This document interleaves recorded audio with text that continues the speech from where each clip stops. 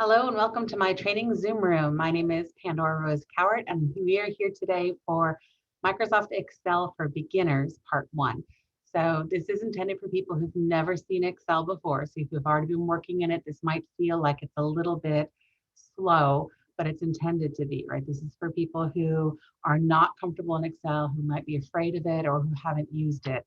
That's the intention for today's audience. So we're going to do an introduction to Microsoft Excel. We're going to talk about the parts of the window, some of the vocabulary, how to move around in it a little bit, and we'll do some basic data entry and formatting and a little bit of math today. And I'll show you how to make a chart. So it's a pretty exciting thing. So the first thing I want to do is show you how to get the file just in case. So let me come into here. Okay. So this is our website, training.health.ufl.edu. And it takes you here to our beautiful alligator in the background. And under the Zoom, we have Microsoft Excel. Now, if you click on the Zoom sessions, you might need to come in again here to Excel. And again, today's class is Excel for Beginners, Part 1. Part 1 and Part 2 use the same files, right? But the exercises are going to be different for what we do. All right, again, I'm going to put the link in the chat window just in case. All right, so the Excel, the first link will take you to this worksheet. The second link will help you download the file if you want to play along with me. I don't want to go into the file right away. What I want to do is just start inside Microsoft Excel. So there is a handout here as well that I'm going to open. If you download the zip file, it's part of that. So let's see.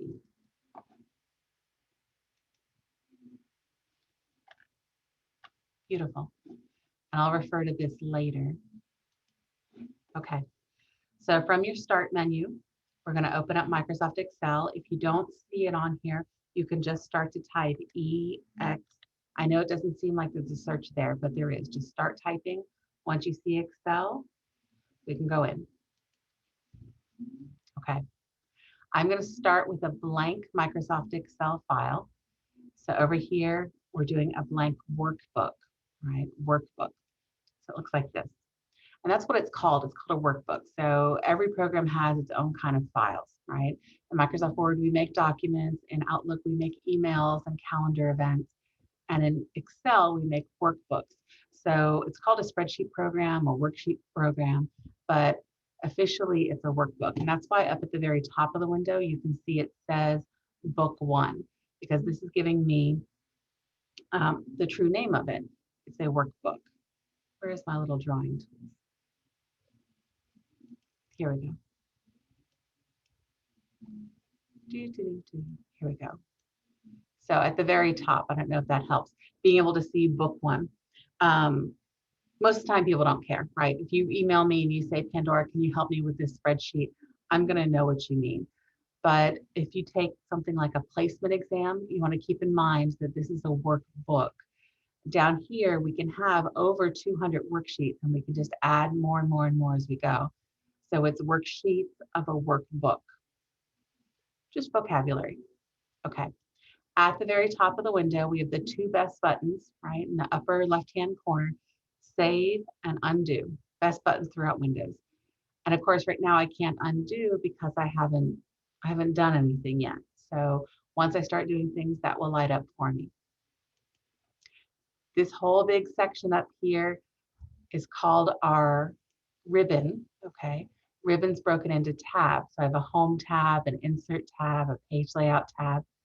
Tabs are broken into groups. So I have a clipboard group, a font group, an alignment group, okay? I think one of the scariest things about learning a new tool is learning the words, the vocabulary. I found myself many times in my life saying, I don't have the words, I don't know what to ask about, right? So being able to come in here and see these groups, right? And beyond that, being able to hover over the buttons, and it will tell you the name of the button, and if it's possible, a simple keyboard shortcut, right? So most of you might recognize the B for bold, okay? So similar buttons up here that you've seen in other programs, right? My left, center, and right. but there's probably a bunch of buttons here that you've never clicked on before. So being able to hover over them and see what that button's going to do, and not just a little description of it, but the name of it, so you know what to ask for help with. Okay. Now, something about the ribbon in all the Microsoft programs, Word, Excel, Access, everywhere. When you come up here to Home, if you double click on it, all the buttons disappear. Now, actually, that's true of any of the tabs. So if you come and double click on any of these tabs, you're going to see it collapse them down. And so it's called minimizing the ribbon. And sometimes I do it on purpose, so I have a little bit of extra room at the bottom of my screen. But it's a scary thing the first time it happens. And I know some of you are over eager clickers. You know who you are. Double click on everything. Now that I've lost all my buttons, if I click on any of the tabs, it will open. It's not really open. Notice that my row 1 is gone. So if I click out of it, it collapses back down. So to get it back, we just come up and double click on one of the tab names again. Doesn't matter which one. And it should pop back open. Groovy. Okay, so if you're not seeing row 1, just come up and double click on Home until it comes back. Okay, again, if it's just hiding from you, click out of it and try again. Okay, so I'm going to leave this expanded so I can see all of my buttons and I can see row 1. Now, underneath the ribbon, moving into just Microsoft Excel, I have my little box here that shows me where I am on the screen. So if I click in different places in this worksheet, I will see the address up here. But this box is not called an address box. If you hover your mouse over it, you'll see that this is called your name box. And so when you're looking for help, or if you send me an email, right, this is what we're calling it. I'll know you mean address box, but with Excel and the help files and Google, you're going to want to make sure you know that this is your name box. Now, next to that is my reject and accept. They're called cancel and enter. And of course, they're grayed out because I haven't started to type anything yet, right? Just like my undo, I can't undo because I haven't done anything yet. And this big empty space here, when I hover over it, it tells me this is my formula bar, okay? So when I type down here in my worksheet, if I did something like put my full name, Pandora Rose Cowart, in this little box, obviously it's not going to fit. It's going to leak out some. And as I enter in other things, it's going to cut my name off. So I can only see Pandora, right? But up here, I'll see the whole thing, Pandora Rose Cowart. So what we're looking at is down here in the worksheet is what's going to print. But in the formula bar, we see the true content. Now it's called a formula bar because Microsoft Excel is the math program. So it likes us to do mathematical formulas. So if I try to put one in here, if I said 1 + 1 and I accept it, I would expect to see the number 2. So I would see 2 here, but in the formula bar, I would see the true equation. So I see the formula here and the answer down here in the worksheet. So again, this is what we're gonna, the true contents of it and what's gonna print. Okay. Now the worksheet itself is broken into all these little squares. They're called cells, Excel, haha. Right, the little rectangles here, they're cells with 2 L's that work the program name. The little boxes are cells with 2 L's. The program name is Excel with 1 L. I'll know what you mean. Okay, good. So moving around, being able to see where we are. These are labeled by column letters and row numbers. If you ever get confused between them, think of columns of a building and rows of chairs, right? Columns are always going to go up and down. Rows are always going to go across. We never get our ducks in a column, right? We get our ducks in a row, right? So if that helps you to imagine that as well. Columns go up and down, rows go across. All right.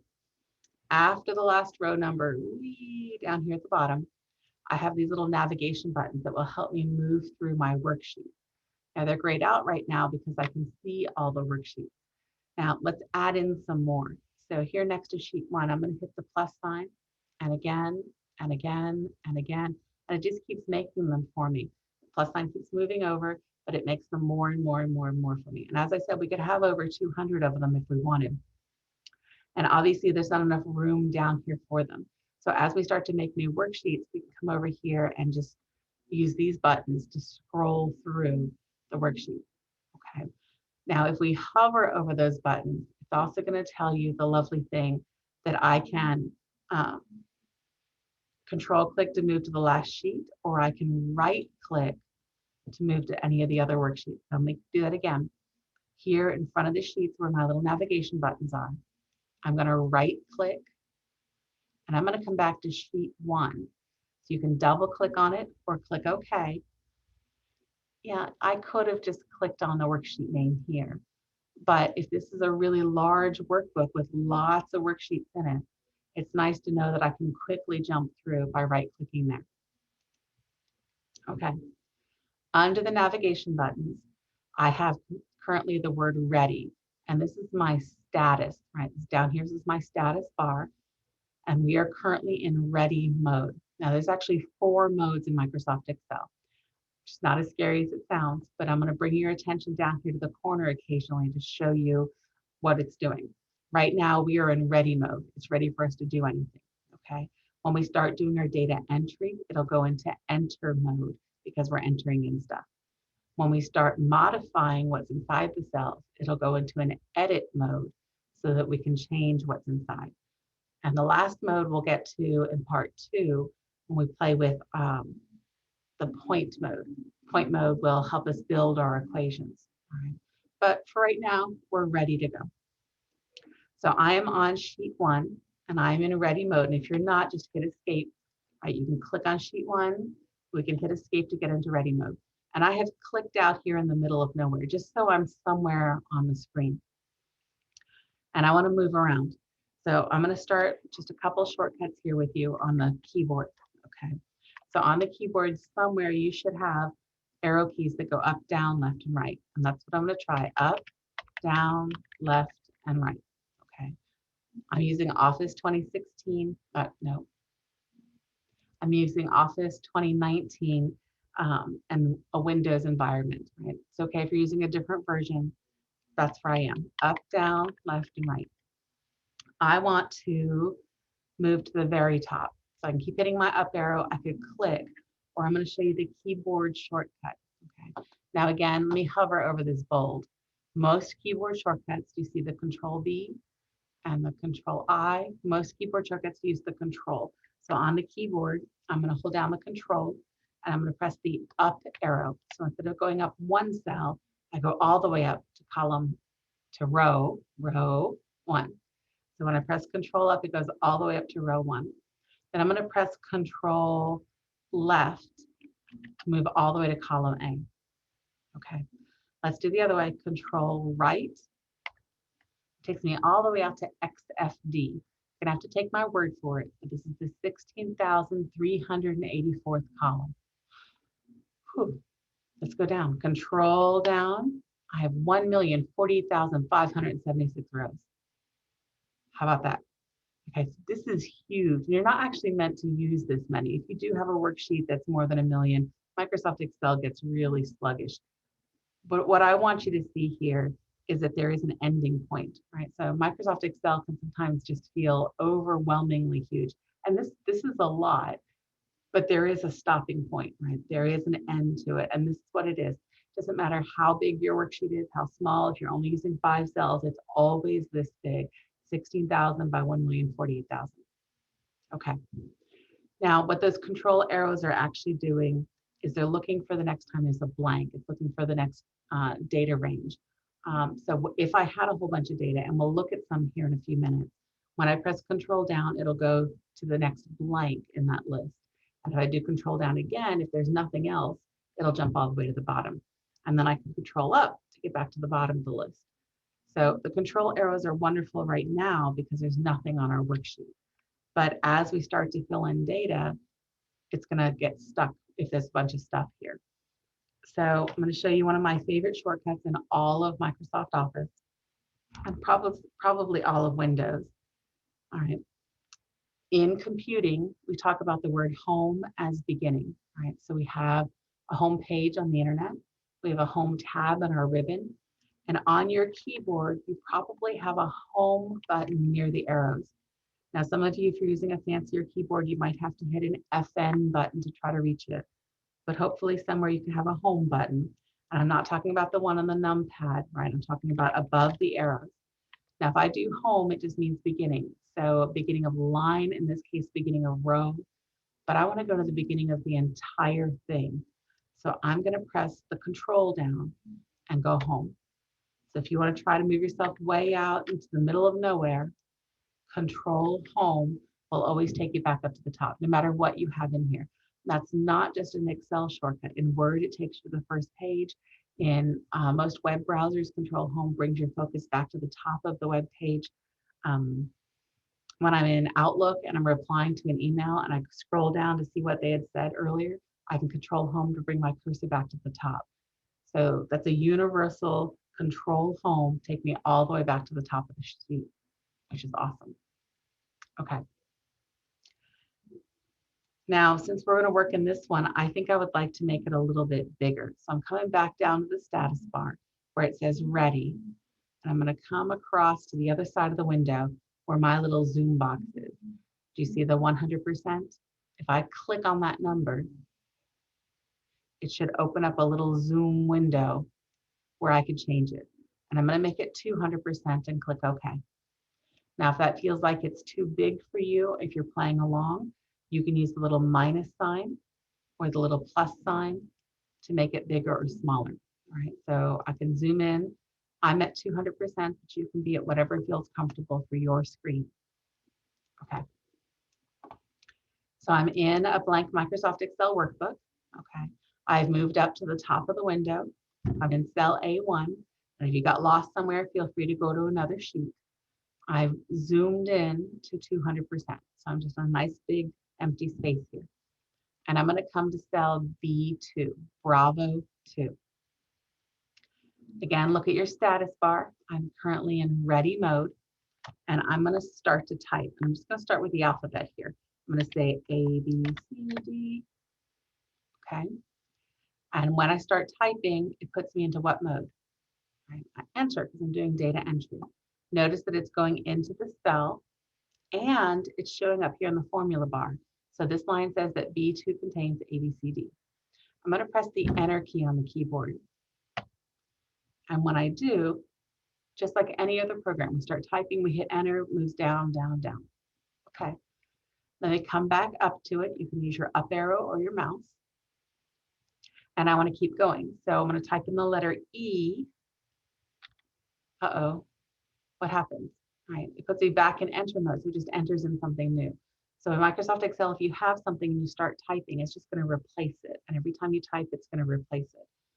So I'm going to push on the keyboard the escape key. So for me, it's the one farthest away from my mouse, but all the way in the upper left-hand corner, the little ESC to escape back out. Okay. Let's try that again. I'm going to type the letter E. All right. Now, if you don't like the escape, if you prefer the mouse, we could use this little X, right? This is my cancel button. So the escape on the keyboard or clicking on that little X brings back my ABCD. Okay. I'm back in ready mode. So instead of typing over this, so I don't want to retype the whole thing, I'm going to double click on this so that my cursor comes back. And notice I'm in a new mode. I'm now in my edit mode. So I can add to this if I wanted to. So let's keep going. A, B, C, D, E, F, G, H. Okay. This time, instead of pushing the enter button on the keyboard, I'm going to click on the enter button here next to that X. So when I enter this, it put me back into ready mode. But unlike the enter on the keyboard, it didn't move down, right? It just accepts it and puts it back in ready mode. Depends on what I'm doing. If I'm doing my data entry and I want to move down, down, down, I would use the enter. If I want to stay here, I might use the check. Both are good. Now, to get into the edit mode, I had to double click on this. And I like to think about it as knocking, right? To get inside, I have to knock. Double, double, right? So that puts me inside. I'm going to hit escape. Okay. But remember, I told you earlier that this is where am I and what's inside. So here in the formula bar, if I wanted to, I could start to edit here. So since I'm starting to get close to the edge, I'm going to come here into the formula bar, and a single click puts me into what mode? My edit mode, right? So typically in the classes, I'll work in the worksheet because I zoom in bigger. But there are times when I'm looking at smaller data where it's easier to play in the formula bar. Let's continue up here, HIJKL. Okay, if you're typing in the formula bar, right, we're in edit mode. It looks like it might hide some letters here, but they're there. Either click on the check or press enter so we can see. Okay. Now, this is leaking out of the cell, right? For depending on your screen, mine is showing the KL moving over. If you're typing in all caps, it might even be further over by now. Here in C2, it looks like I've got the letters K and L, but look at the formula bar. C2 contains nothing. It's just leaking out. All right, so let's continue here. I'm going to go MNOP. And when I accept it, I've lost my K and L. Well, if I come back to B2, notice that they're still here. They're just not showing down here. So this is the true contents, but this is what's going to print. So when I print this, I'm going to lose those letters. So I need to change that. But I can't change just one cell, one box here. I have to change all 1 million cells. I have to change the entire column. So we ignore the worksheet and we come to the column heading itself. So this is column B. I'm going to put my mouse on the edge of it here. Right? You can aim for the corner if you want, but I usually just put myself right on the line between the letters B and C. And you'll see that two-way arrow that means I can grow or shrink if I want to. So I'm going to shrink it down so it says ABC and then OP. So I'm making it too skinny on purpose. And again, to get it in the right place, you're putting your mouse on the line between the letters in the gray space at the very top between the column headings. Getting my mouse in here one more time. So I have that two-way arrow. I'm going to hold the mouse steady and I'm going to double click. Boom, boom. Did it work for you? Try it for column C and D. Put yourself in between the column headings and double click. And it should shrink down. So when we get ourselves in just the right spot here, so we've got that two-way arrow, when you double click, it's going to look at the biggest data set in that column and try to fit to it. And if it gets too small, right, it'll get smaller for me. Good. Any questions?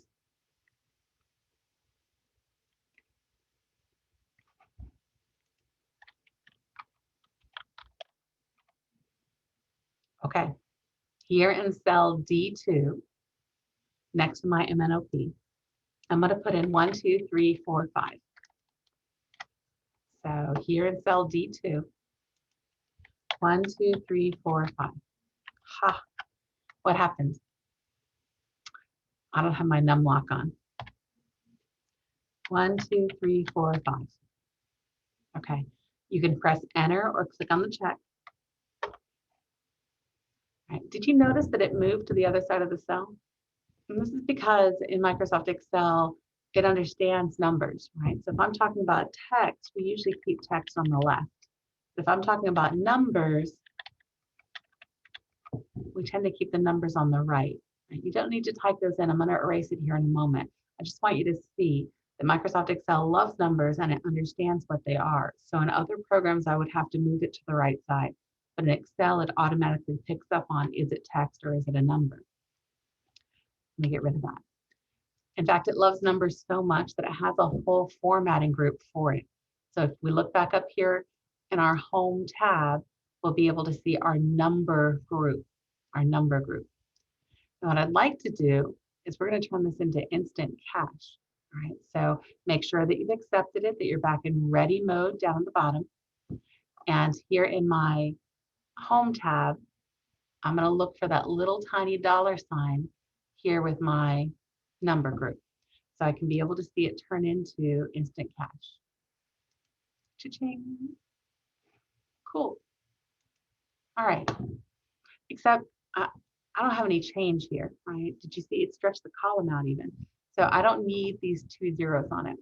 So I'm going to go ahead and just try to, if I auto fit, it's trying to fit in those decimals. I'm going to take the edge and I'm going to, in the headings up in the gray, and shrink it down so that I get rid of those 2 zeros in the dot. And it does this thing. Okay, these little hashtags, these little number signs, right? They're telling me that I've outgrown myself. Now a text will just top it off, right? Doesn't care. Letters, whatever. But numbers, Excel cares about the numbers. So if I take my mouse and I hover over these little hashtags, I'll see what's really in there. Do you see that? So if you have hashtags like this, these little number signs, when you put your mouse on top of it, it will tell you what's inside. Okay, so let's make it fit again. Coming here between the D and E. So why does it do that? Well, because it makes a difference, right? If I can see everything or not. When I'm talking about words, it's not so important to Excel, but the numbers, right? Will you lend me $1? Maybe. Will you lend me $10? Maybe. Will you lend me $100? I don't know you, right? As they come through, you want to make sure that the numbers are showing, and if they don't fit, we get those little number signs. It does not mean that I'm stuck with those decimal places. I just need these two to disappear. So, well, we come back to that number format, and there's 2 little buttons here that have a bunch of zeros on them. Do you see them? Take your mouse and hover over them. Don't click on them, just so you can see what they're going to do. The first one is your increase to give you more decimal places. The second one is your decrease to make less. And that's what I want. I want less decimal places. So as I click on this, my zeros disappear. I have to do it 2 times because there's 2 decimal places, right? So we do it twice. And then if you want to, we could come back between the headings and double click and make it fit again. Good? All right. Let's go and play with the file. So again, I'm going to put the link in here just in case anyone needs it to download the file. I'll make exit out of this. I'm not going to save. Don't need to save that. And in the file, I've downloaded the whole zip folder. So again, I have the beginner's exercise for Excel and the PDF. I'm going to open the one called beginner's exercise and look at this file here. Okay, I think it's safe to say that these are not fitting within their columns, right? When I look here at my address, I'm definitely getting cut off. Notice that my dates here are getting hashtags. If you hover over them, it'll tell you what the true date is, right? There's a difference between December 5th and February 5th, so we can't lose digits there, so it's cutting it off. This column is definitely too skinny. So I'm going to go through and have us auto fit these. So again, we come between the headings, right? So if I put my mouse here between A and B, I can double click. And I'm just coming to each one, double click, double click. I think balance is perfect, so that one's not going to do anything, but I can keep going. Right? And again, I'm putting my mouse in the heading between the letters so that I see that 2-way arrow. Cool. Well, now that I've done a bunch of things, notice up here next to my save, my undo has lit up. And if I wanted to get rid of all of those things that I just did, I could undo, undo, undo, undo, undo, undo. There's an easier way. Do you see the little drop down arrow next to the undo? If I click on this, these are all the things that I have done since I came in here. So if when you first opened it, you changed your zoom, you'll see that here too. I'm going to come down to the last column width. If I go one too far, it goes to cancel. So I want to come above that and undo all of these. So instead of pushing the button one at a time, I can just undo all of it at once.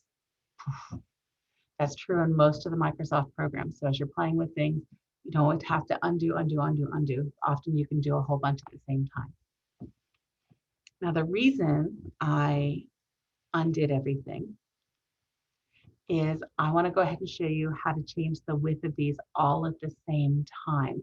Okay, so we don't have to fix them one at a time. Now, if you're familiar with a dog-eared corner, right? So if I take a stack of papers and I decide to grab it from the corner as if I was going to staple it or fold it down, That's what I think of here in the top left corner. This little splash, think about it as a fold or a stapled point. This is the space that grabs the whole thing. I'm going to click on it and everything gets highlighted. In fact, watch the name box up here that says A1. When you click and hold this down, it tells you you're holding on to all 1,048,576 rows, right? 1,048,576 rows. All right, so I'm letting go, coming between any two headings. It does not matter which two. Between the columns, I'm going to double click and all the columns should fall into place at once. I'll do that again. I'm selecting all of it by clicking on the triangle in the corner. I've let go. I'm going to put my mouse between the headings. When I see that two-way arrow, I'm going to double click and everything should fall into place for me.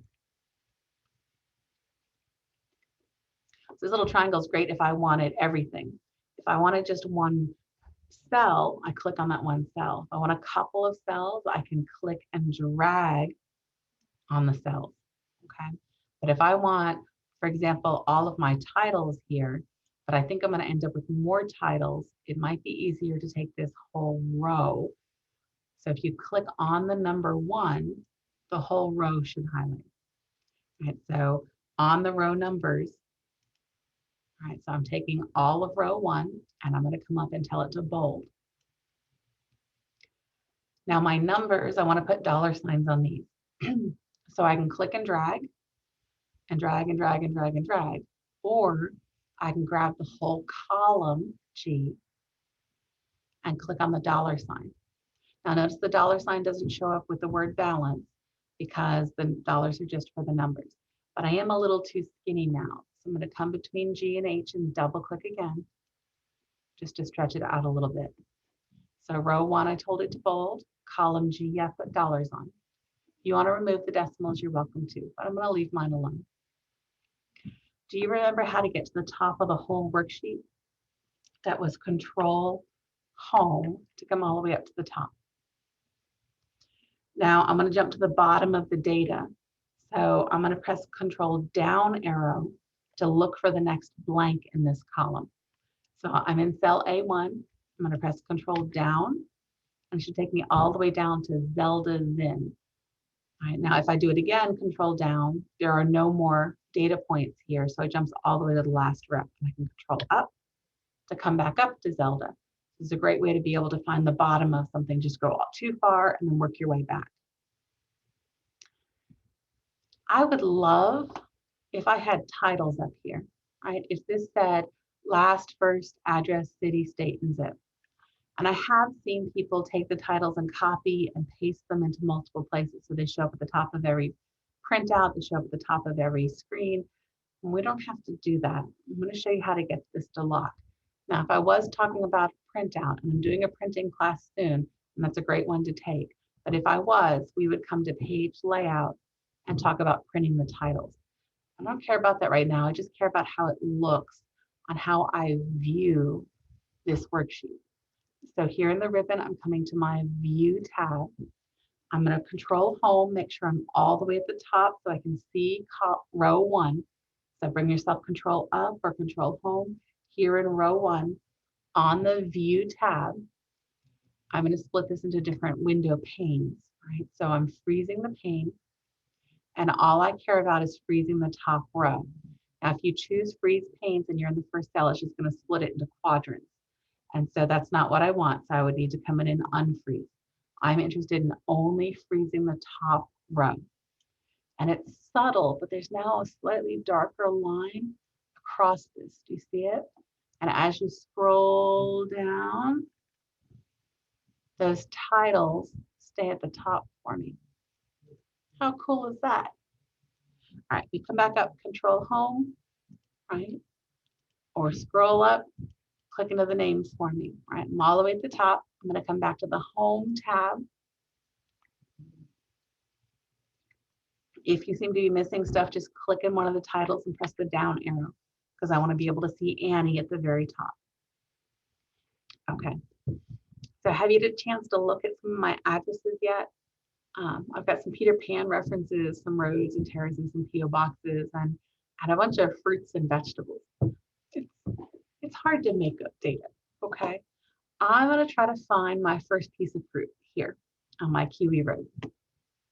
Now, I know that kiwis are a funky little brown furry fruit that are green inside, but I'm going to color code this just so it feels fruity to me, okay? So here in C9 on my kiwi road, I'm going to click on the little bucket here in my font group. And when I click the arrow next to it, I will see the palette of colors that it's using in this file. And as I hover over these, I will see a live preview. So I'm not with the A, I'm right next to the bucket. And when I find a nice fruity color, I'm going to click on it. Good. Two things happen. One, my text changed. And two, so did the bar underneath the bucket. So if I find another piece of fruit, here, lemon tree on row 22, I can click on that bucket again, and it makes it the same color. Right, so I don't have to go in and guess which one of these colors did I just choose. I just click on the bucket to get the same one. All right, so I see grapefruits and cantaloupes. I'm going to try to grab both of them. All right, so here on row 29 and 30, grapefruits and cantaloupes. And the best way to make a selection is to put your mouse on top of the word so you can't read it. So I'm right on top of the word grapefruit. I'm going to click and drag down to cantaloupe. So I'm holding on to both of them. Now, they're different colors right now, right? It's because they're both selected. If I select a whole bunch of them, the first cell stays white and the rest of them all turn gray. So right now, these look like different colors. So when I click on the bucket, it still looks like different colors. That's just because it's selected. As soon as I click out, you'll see they're the same. All right. I see dates and apricots. So I'm going to select them. And this time, instead of going into the ribbon, I'm going to, after I've selected, right click inside, because here is my little bucket as well. So I don't need you to get every piece of fruit, but if you're playing along, I'd like you to come through and try to find a couple for me. See bananas and grapes, all the way down to the bottom where I've got my nectarine. And again, you can click on the bucket in the Home tab or right click on it here to get our little fruity colors.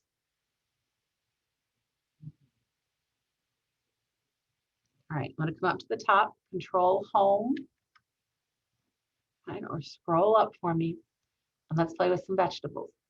I'm going to come to Zucchini Street, okay? Now, officially, if you wanted to look it up, zucchini is actually a fruit. It's like a watermelon. It grows on a vine with the seeds on the inside. Not going in my fruit salad. We're going to color this a vegetable color, okay? So here on my Zucchini Street, either from the right click or the ribbon, open the bucket and find me a nice veggie color. If you want to have purple vegetables, that's fine. I'm going with a nice green. And again, I'm not trying to color code to the actual vegetable itself. I'm just trying to get used to the fact that I can use the same color. Now, if you stick with the classes with me, when we get to the class called sorting and filtering, we'll start playing with sorting by color. So it's important not to have 3 different color yellows. We want to be able to keep it consistent. Now, I don't like lima beans. I'm not coloring those in. Find ones that you want. And again, you don't have to catch them all. I just want to get used to the fact that I can, once I've chosen a color, I can choose it again and again and again.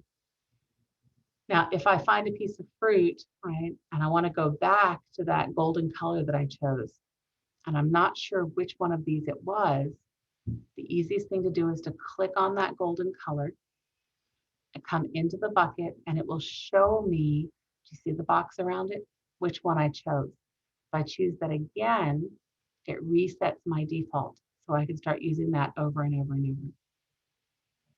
What do you think?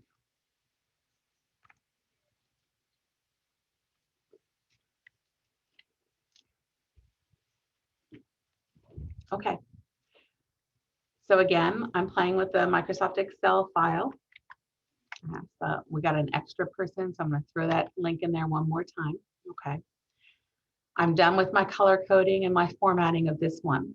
I want to look at the Excel file, the PDF that I sent. Come on, baby, come back to me here. So this is the Microsoft Excel handout for this class. And what we just did was exercise 1, right, which is down here on page 10. Right? So if you want to scroll forward or click on it, we came in, this is what the first exercise looked like, right, where it was squished, right? There was no formatting, no dollars. And so the first thing I had to do was resize. And remember that you can select the entire worksheet by clicking on that little plus sign. Right? I also showed you how to lock the titles at the top, right, by freezing the top row. And we had to go to a different tab for that. We had to go to the View tab. In the formatting of it, right, we took row 1 and we told it to bold, right? We took column G and we put little dollar signs around it. And we went through our fruits and vegetables and made them look different fruity and vegetable-y colors, okay? So this is what we did on the first exercise. So if you wanted to practice, I have step-by-step what we did in this exercise. Let's go to the next one, exercise 2. And that's going to be my quarter total. So back in this workbook, remember each workbook can have multiple worksheets. I'm coming into my quarter total sheet. Okay, I'm going to zoom in a little bit more. You don't have to, but I want to make sure that this is really clear for you. Again, my titles are text, so they're on the left-hand side. And my numbers, right, are all on the right-hand side. And Excel did that for me. That's nothing that I set up. As soon as I typed them in, it's just what it did. I want to talk about making a selection of cells to start with. Okay, so I'm on cell A1, right? And I'm hovering over the word. Remember, that's what I said. The best way to be able to make a selection is to hover over the word so you can't read it. When I click and drag, it picks up this whole big swath of cells for me. All right, coming back up to A1. I'm going to show you things that might go wrong, okay? I'm going to come below the word quarters so that my mouse centers on the dark green border. Now, it could be anywhere around here on the edges, but I'm coming right below because I think it's the most obvious here. Now, when I get my mouse here, it turns into that 4-way arrow with the pointer. Yeah? And if I click and drag, when I let go, boop, it moved it, right? So I'm going to undo. Again, if I had selected, it should look like this. But if I'm too low or too much close to the edge, it might end up doing something like this. And if you're not careful, right, you might just suddenly go, oh, wait, what happened? And that's what our undo is for. You just be a little more careful. I'm zoomed in so it's easy to see, but when it's smaller, make sure you can't read the words when you grab it. So I have from the middle, right, my big plus sign, from the edge, any of the edges, okay? But in the bottom right-hand corner, sort of looks like a funny tied-off balloon spot, is that little corner in the that's different. So I'm back here in A1, right? If you need to undo to put quarter here, that's where I want to be. I'm going to take my mouse and I'm going to hover it over that little square. So it changes from the large white plus sign into a thin black plus sign. This is different than the one with the arrows, right? When I'm right there near that corner, it should turn to the thin plus sign. It's actually called a crosshairs cursor. So once you have this cell in your crosshairs, I'm going to try to drag it across the screen again. And it's not highlighting as I go, and it's not moving just the one cell. It's stretching either across or down. I'm going to go ahead and let it stretch down. And when I let go, this happens. All right, let's undo. So that little corner is called your fill handle, and it fills in the contents of the cells in any number of ways. And we play with it a lot more when we're playing with math, but here with the text, it's something to keep in mind as well. So that little corner, right, is here. So if I'm trying to select, I aim for the center middle and I drag across, okay? If I want to move it, I grab it from the edge. And if I want to make more of them by the same thing over and over and over, I can fill and it will make it over and over and over for me. Interesting. Let's start with just selecting. So I've undone. So I'm back to quarter and number sold. I'm going to select both of these. So again, from the middle across, so nothing changes. Quarter and number sold. I'm going to tell it to bold, underline, and center. So here in my font group, bold and underline. And here in my alignment, if you're not sure which one, right, hover over it and it will tell you there's your align left, your center, and your right. Okay. You know what? I don't think I like the underline here. It's good in some programs, but I think here in Excel, it looks a little funny because we're already in a box. So let me take these two again. And I'm going to click on the U again to ununderline, to stop underlining. Okay. Because instead of underlining the words, I'd rather underline the box, the cell that they're in.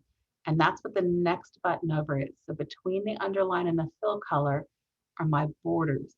And if you open this, we have a whole bunch of different kinds. And I'm looking for a bottom border. If you want a special one, you can, but I'm just going to go with the simple bottom border. Nothing happened. Well, so something did. I just can't see it right away. Click out of it. Ah, do you see it now? These grid lines don't print, but that dark border that I put in will. Okay, I like that. Again, that was next to the underline, my bottom border. I don't like the number 1 here. Let's change this in cell A2 to say 1ST space QTR. Spelling count. 1ST for first space QTR for quarter. So my first quarter. When I accept it, this is no longer a number, so it moves to the left-hand side. Okay, so it moves to the side of the cell. Now, I don't want to type in quarter, quarter, quarter, quarter. So I'm going to take the corner, the fill handle, so I can change the contents of the cell below. And when I drag this down, notice what it did? Second, third, and fourth. And that's not because I had the numbers 2, 3, 4 here. If I take these out, doesn't matter. When I start with first quarter, when I click on it, as long as I'm in ready mode, and I grab that fill handle in the corner, right, wait for the thin plus sign. When you drag down, it will start to fill in a pattern for you. So I get my second quarter, third quarter, fourth quarter. Awesome. But let's talk about these numbers. Now I'm going to select the numbers. Be careful not to grab from the corner this time because what's going to happen? Watch mine. 3, 2, 1. See how they all became the same number? That's not what I want. Remember, when we're grabbing from the middle, selecting and dragging down. All right, this first number, 2079, that's how I read this. When I look at it in my mind, I think 2079. If I want that to be 2079, that's what it is too. But if I want to think about it that way, I kind of need a comma in here. So again, that's our formatting. Here in my number group where my dollar sign was, you can see the dollar sign for the accounting numbers, the percentage, and the commas, which is what I want. I need a comma in here. And when I click on it, perfect. I don't need the decimal places. So let me remove those. Oop, I went the wrong way. And if you want to, you can adjust your column width. You don't have to. So again, I selected the numbers. They didn't change because I went from the middle. I went into the number group and I didn't make it dollars because this isn't cash, right? This is how many I sold. So instead of the dollar sign, I used the little comma style and I got rid of the extra decimal places. I'm going to come back up to the word quarter so I can take a look at how this speaks. And I like this. I like how this looks. Now, I'm a numbers person. So to me, I like that these are numbers. Let me zoom back down to the 150, 160. But not everybody likes numbers as much as I do. And so sometimes it's nice to take boring numbers and put them into a more graphical display, to put it into a picture. So I'm going to show you how to put this into a chart. Okay. Make sure you're in the first cell or that you have selected the whole thing. Right. I'm just going to be in the first cell. Now I'm putting in something. So I'm inserting something new. So I'm coming into the ribbon. I'm not using the insert button here. That's to insert a cell, right? I'm coming into the ribbon to the different tab, to the insert tab. And right in the middle of my insert tab, I have recommended charts. Now, if it's not lit up, make sure you hit escape. You should be in ready mode to use this button. I'm going to click on recommended charts. And there it is. Look, there's my data showing up right here. Right, my numbers sold for my 4 quarters. And I have different charts here. So you can go with a column chart or a bar chart. I think both of those look good today. Find one you like and click OK. That's it. That's all you have to do to make a chart. Let me push the delete button on the keyboard. I'll show you that again. Right, I made sure I was on the first cell of my data set. I went to Insert, clicked on Recommended Charts, and I clicked OK. So it seems like this is a big complicated thing, but it's really not. The trick is just to get your data lined up where we want it to be. So when I click on the chart, you can see titles in the purple, titles in the red, and numbers, my data, in the middle. So I've got my titles here, and my numbers are my data, okay? If you want to get fancy with it, I teach 2 different chart classes that are coming up on March 1st. Here in the Design tab, I've got all sorts of pretty formats that I could apply to that chart. Right, so in the charting class, the first one, I'll teach you how to format these because it's this easy to make them. We just put our data together and we tell it to insert a chart. And then beyond that, it's just making it prettier. So if we go back and we look at the handout, right, this was exercise 2, playing with our quarter totals. And the first thing I had us do was play with that little fill handle in the corner. Right? And then I had us undo because we didn't really want it to be quarter, quarter, quarter. And then we also did this first quarter that became second, third, and fourth. We took our titles right here with quarter and number sold. We told it to bold and put a bottom border into center. Right, so bold, bottom border, and center. We took our numbers here and we told them to have a comma and 0 decimals. Then we went back to cell A1. We went to the Insert tab here, and we told it to recommend a chart for us. And once we had one we liked, we just clicked OK, and it made it. Perfect. Okay. In part 2, we'll play with the next 2 exercises. So if you want to play ahead on the, you're welcome to, right? You can continue with the same file because the next 2 exercises are here, items by quarter and sales report. When I do part 2, I will redo the first 2 exercises briefly at the very beginning, and then we'll spend more time on the second 2, where we get into building our math equation. Okay. So I want to thank you very much for joining me today. And come back to my PowerPoint.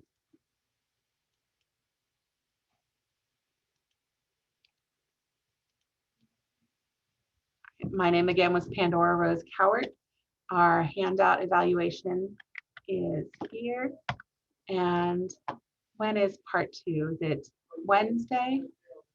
Anyone know for sure? Let me go check out the web page. Thank you for joining me. Let's see, the schedule says part 2 is going to be on tomorrow morning. So tomorrow morning at same time, 11 o'clock here. Thank you very much for joining me. I hope that you learn lots and retain most, and that you come back and see me again. Feel free to email me if you need to. I also teach these classes one-on-one, so you don't have to do it in a classroom like this where you're just watching me. We could do the class where you're the one who's driving, okay? Even if you don't have a microphone or speakers, right? We could do it through the phone. All right. Thank you for joining me.